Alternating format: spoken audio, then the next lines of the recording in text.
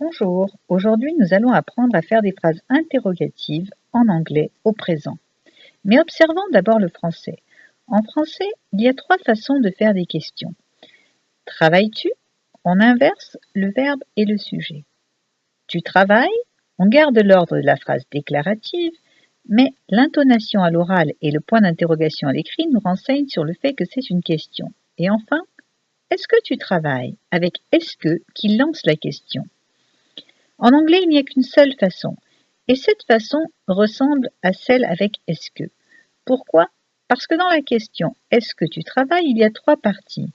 Est-ce que, le sujet et le verbe. En anglais aussi, il y a trois parties. Il y a d'abord l'auxiliaire. Au présent simple, ce sera do. Le sujet et enfin le verbe. Do you work? Trois parties donc. L'auxiliaire do, le sujet et le verbe. À la troisième personne du singulier, l'auxiliaire ce sera does. C'est lui qui porte le S de la troisième personne du singulier. Le verbe, lui, est paresseux et ne fait plus rien. Après l'auxiliaire, on met le sujet et enfin le verbe sous forme de base verbale, puisque c'est does qui porte le S. Does Tom work? On a bien nos trois parties. 1, 2, 3.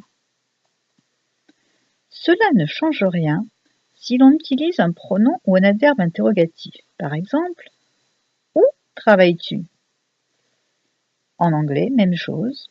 Il suffit de commencer par le pronom ou l'adverbe interrogatif, puis de garder l'auxiliaire, le sujet et le verbe. Parfois, c'est un peu compliqué. Par exemple, en français, on va dire « Où Tom travaille-t-il » On a donc le sujet qui est exprimé deux fois, Tom, repris par le pronom « il ». En anglais, on continue à compter jusqu'à 3. On met d'abord le pronom interrogatif ou l'adverbe, puis l'auxiliaire, where, does, le sujet, Tom, et le verbe, where does Tom work? Et voilà, on compte toujours jusqu'à 3. 1, 2, 3.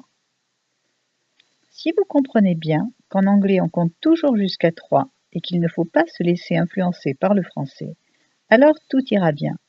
Car rappelez-vous, parfois en français, vous n'aurez que 2 éléments dans la question. Travailles-tu? Tu travailles? Mais en anglais, vous en aurez toujours 3. Do you work? 1, 2, 3. Voilà. À bientôt pour une prochaine leçon.